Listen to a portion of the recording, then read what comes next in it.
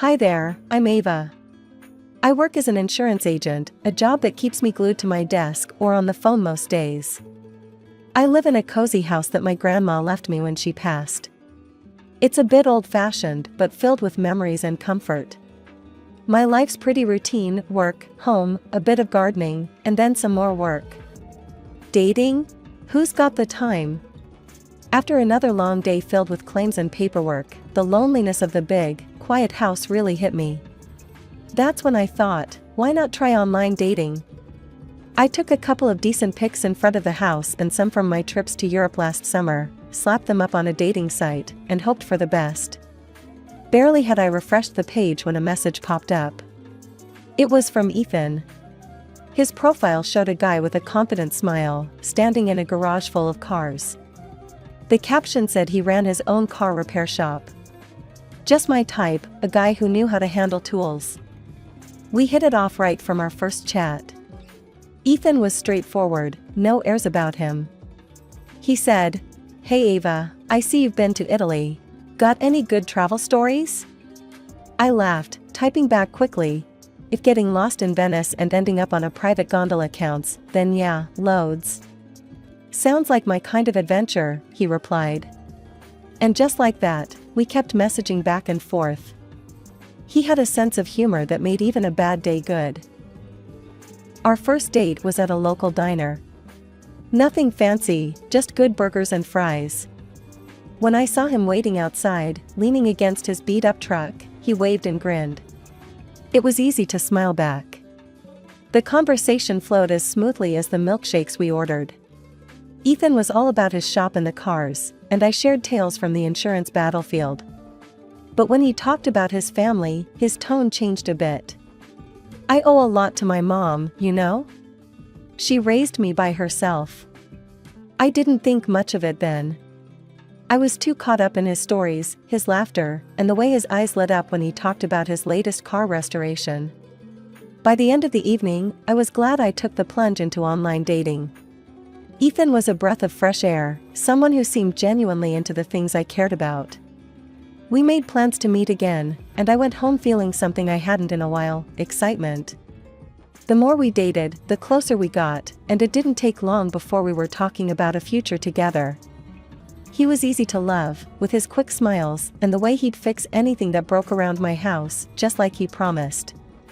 But as our wedding day neared, Ethan dropped a bit of a bombshell on me. "You know, Ava, my mom and I are really close," he said one evening as we were scrolling through potential wedding venues on his laptop. "I mean, she's pretty much my best friend." I smiled, finding his devotion sweet. "That's really nice, Ethan. It's good to see a man who cares about his family." "Yeah, she's been through a lot, just us two for so many years. She means the world to me." He glanced at me, maybe checking to see if I was okay with this level of attachment. "Of course, I get it," I reassured him, squeezing his hand. I met Maggie a week later at her quaint little house that seemed frozen in another era. Ethan had hyped up how much she was going to love me. But the reality? It was like hitting a wall of ice. She was polite, sure, but there was a stiffness to her smile, a reserve in her hello. During dinner, I tried to make conversation, really I did. "This casserole is delicious, Maggie. Ethan told me you're the best cook." But Maggie turned to Ethan, ignoring my attempt. "Ethan, did you look into that garage space for rent down by Baker's Street?" I sat there, stirring my food around the plate, feeling more like a spectator than a part of the family. It didn't get any better as the night went on. Each attempt I made to draw her out was met with brief answers and swift diversions back to Ethan. On our drive home, I couldn't help but express my frustration. "Does your mom not like me?" I felt like she didn't really want to talk to me at all tonight. Ethan was quick to defend her. "Nah, she's just not very good with new people. Give her time, she'll warm up to you." I wanted to believe him. I really did. So, I brushed it off and focused on the wedding plans. But every visit after that was a repeat performance. Maggie's warmth surfaced only when she wanted to know about my financial stability or the house I lived in. So, Ava, Maggie began one afternoon, a sudden interest lighting up her face as we discussed the wedding guest list. This house you live in, it's the one you inherited from your grandmother, right? Yes, it's been in the family for years, I said, cautious, but trying to keep the conversation friendly. And I suppose you have everything sorted out with your finances? Savings and such? Her eyes were sharp, assessing. I stiffened, feeling like I was under a microscope. Yes, I've been very careful with my finances. That's good, that's good. It's important to have a solid foundation, especially in a marriage, she added, her gaze flickering between Ethan and me. The conversation drifted back to mundane wedding details, but the seed of unease was planted. Maggie's questions lingered in my mind, painting my thoughts with doubt. What was her angle? Was she just being overly protective, or was there something more calculating beneath her questions? Ethan seemed oblivious to these subtleties, always smoothing over any awkwardness with a joke or a change of topic. Mom's just being mom, he'd laugh whenever I brought up how she made me feel.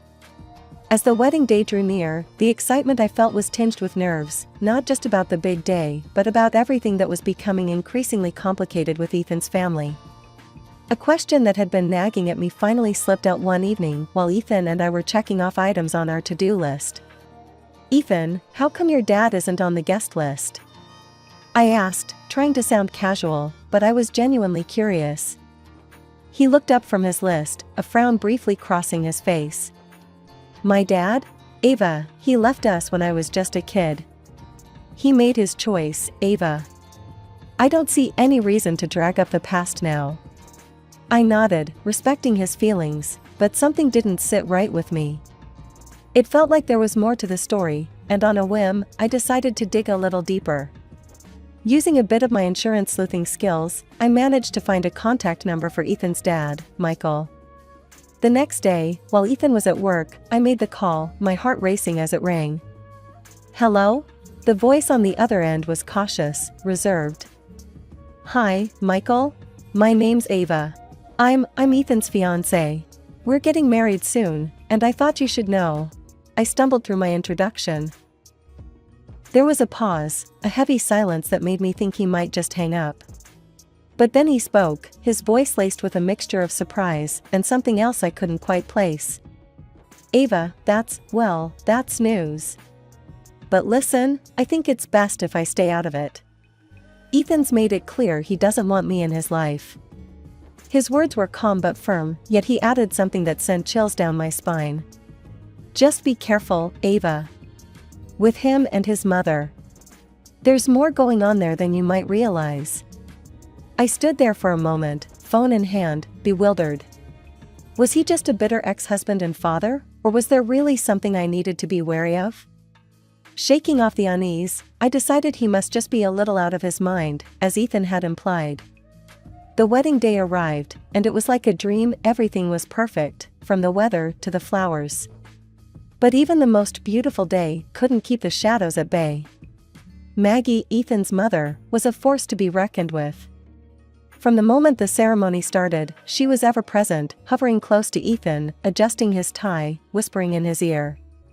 At the reception, I hoped we could finally have our moment, but Maggie had other plans. When it came time to cut the cake, she brushed past me, a tight smile on her face. I'll handle this, dear, she said loudly enough for nearby guests to hear. I am the main hostess, after all. I watched, stunned, as she took the knife and started slicing the cake, her other hand possessively on Ethan's shoulder. The guests clapped, but the applause felt hollow. I felt more like a guest at my own wedding than the bride. Throughout the evening, Maggie made sure to position herself prominently in every photo, always inserting herself between Ethan and me. Her laughter was forced, her joy seemingly more about her victory in maintaining control than about our happiness. Ethan and I settled into my grandmother's house. Everything was going smoothly, or so I thought, until the dynamic shifted dramatically with Maggie's regular intrusions. Every weekend, we'd go over to Maggie's for dinner, and it was like stepping into a minefield. She was all sweet smiles to Ethan while serving up a side of snide remarks to me. Ava, try the roast. You might learn a thing or two about cooking, she'd say, her voice dripping with a sarcasm that made my skin crawl. Ethan would just chuckle, clueless, or maybe just unwilling to catch the barbs. Mom's right. Nobody cooks like her. He'd laugh, completely missing the tension. One Sunday, as she filled Ethan's plate with a heap of mashed potatoes, she shot me a look that could chill coffee. Darling, make sure Ava takes some notes. She might finally get it right. Ethan roared with laughter, not seeing the hurt in my eyes. Good one, Mom. 3 months into our marriage, I came home from work to find Maggie on my doorstep, her suitcases piled beside her like some fortress wall. Ava, dear, I'm feeling unwell, and it's just not safe for me to be alone anymore. I hope you don't mind if I stay here for a while. Before I could even process the request, Ethan came rushing over, wrapping his arms around her. Of course, Mom. You're always welcome here. Just like that, she moved in. It was as if I had no say in my own home. Maggie took over the house with an iron fist and a velvet glove for Ethan. She did nothing around the house, claiming her health was too frail, leaving me to pick up the slack. My home quickly felt more like a prison, and Maggie was the warden. In the evenings, the living room turned into their private club. They'd watch TV together while I was left to my own devices, feeling more like a ghost than a wife in my own home. Weekends were even worse. They'd go shopping without me, as if I didn't exist. One evening, I gathered my courage at dinner. As we sat at the table, I tried to keep my voice steady. Maggie, do you have any idea when you might be feeling better? To maybe go back home? The room fell deathly silent.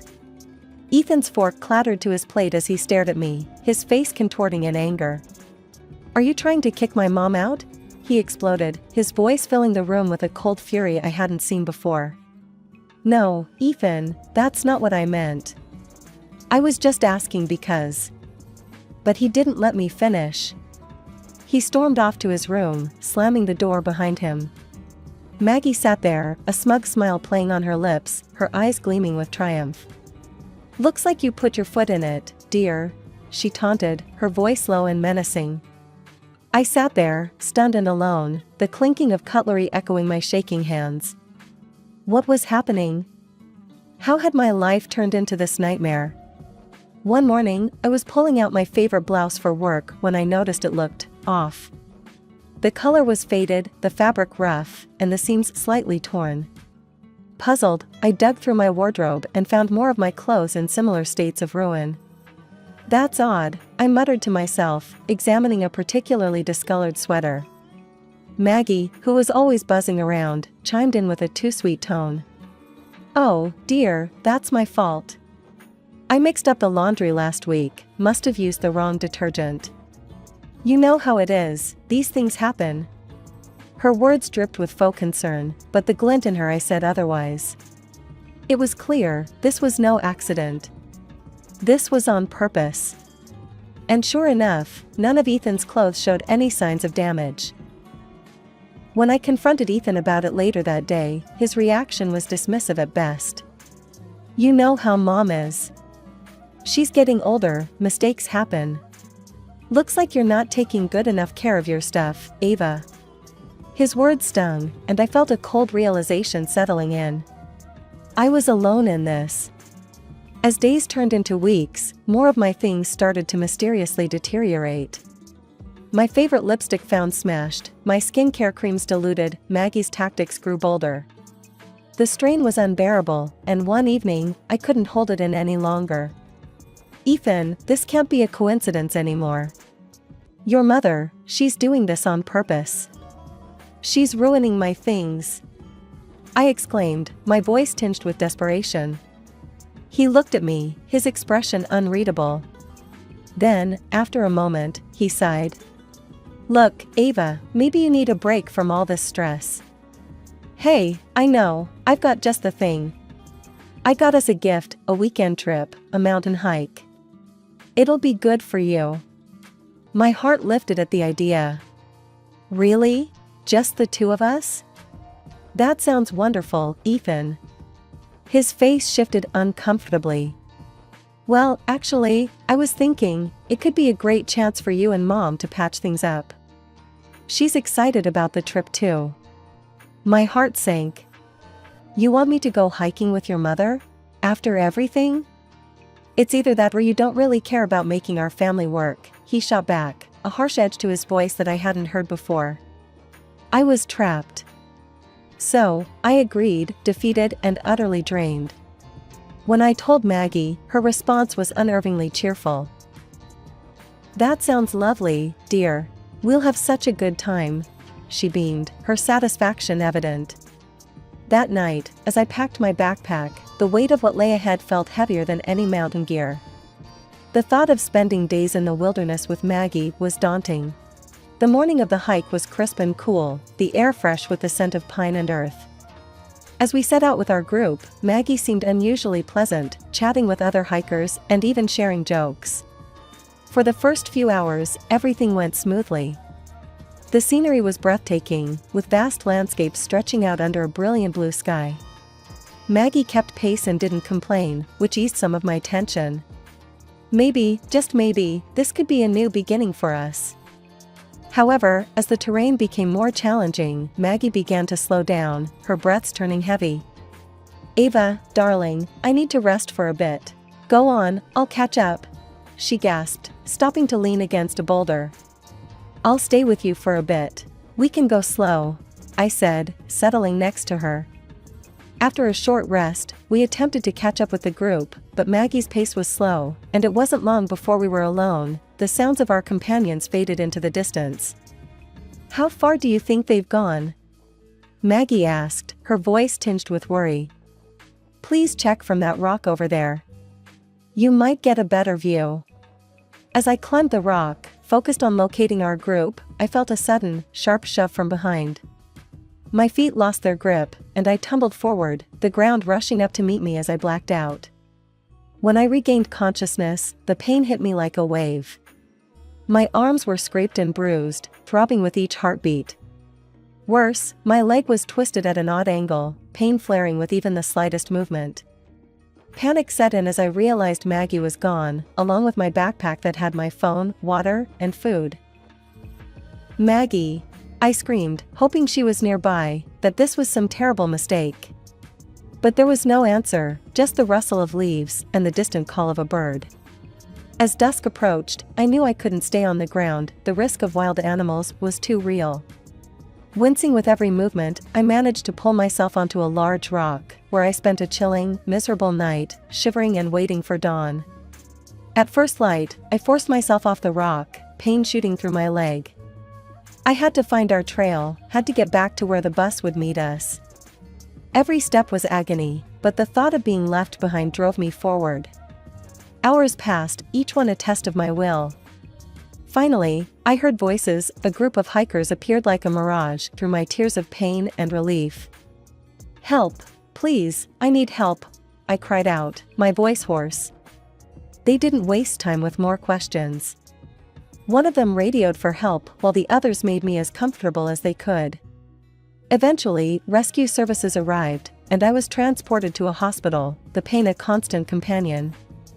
I woke up to the sterile whiteness of the hospital room, the beeping of machines punctuating the silence. My injuries ached, but the pain was dulled by relief. I was alive, rescued, and far from the perilous cold of the mountain.